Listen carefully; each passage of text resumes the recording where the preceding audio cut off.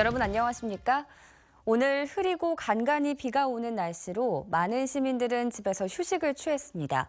하지만 나들이를 하면서 가을 정취를 느끼거나 농산물 장터 등을 찾아 축제를 즐기는 시민들도 많았습니다. 보도에 김철승 기자입니다.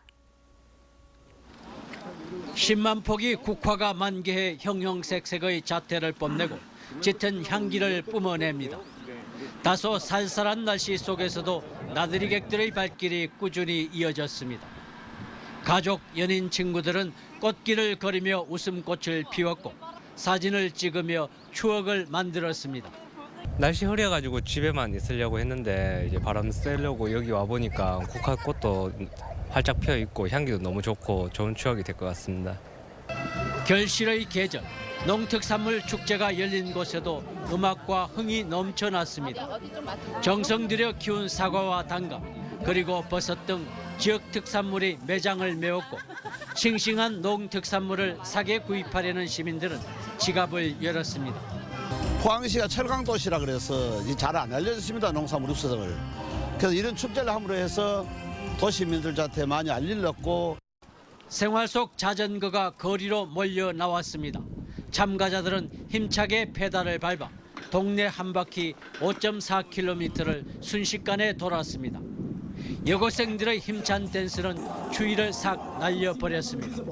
원래는 저 혼자 자전거를 타는데 다른 사람들이랑 타니까 건강해진 기분이 들고 활기찬 기분이 듭니다. 오늘 경북 동해안의 낮 최고 기온은 13도 안팎. 내일은 구름이 다소 끼겠고 낮 최고 기온은 오늘보다 3도가량 오를 것으로 예상됩니다. MBC 뉴스 김철승입니다. 경상북도는 지진 방제 개선 과제 27건을 발굴해 국민안전처 지진방제 종합개선기획단에 건의했습니다. 경상북도는 통신 두절 상황에서도 재난 상황을 알릴 수 있는 알림 서비스 개선과 주택 반파 미만에 대한 세부 보상 기준 마련, 그리고 내진 보강이 어려운 민간 건축물에 대한 국세 감면 등을 제안했습니다. 또 동해안 지역의 가칭 방사능 방제 교육 훈련원 설립과 경주 역사문화 미관지구 관리 방안 개선, 그리고 가칭 국립지진방제연구원 설립도 건의했습니다.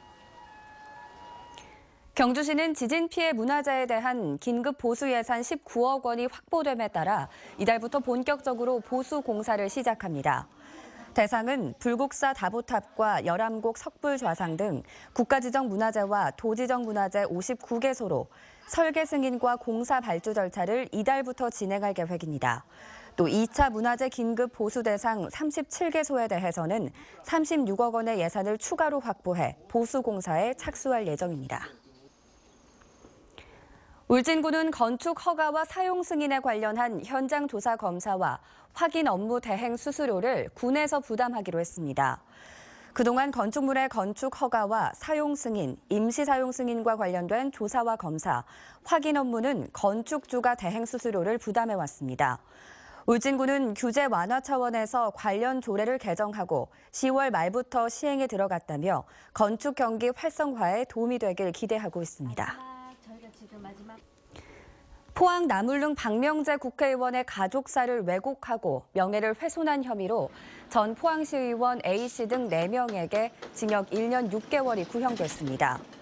지난 4일 대구지법 포항지원에서 열린 결심 공판에서 검찰은 허위사실 유포로 개인의 명예를 훼손하고 사생활을 침해했다고 밝혔습니다.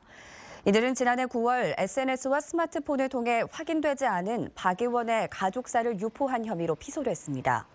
선고 공판은 오는 30일 포항지원 1호 법정에서 열릴 예정입니다. 경북 지역 노인 학대 신고가 해마다 늘고 있습니다.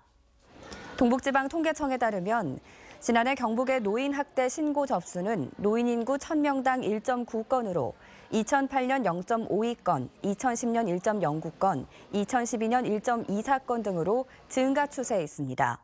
지난해 대구의 노인 학대 신고 접수는 노인 인구 1000명당 1건으로 전국 평균 1.8건보다 적으며 2008년부터 비슷한 수준을 보이고 있습니다.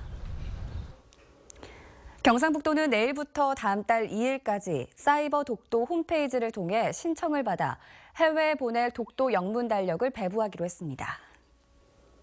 네, 이상으로 포항 MBC 뉴스데스크를 마칩니다. 여러분 고맙습니다.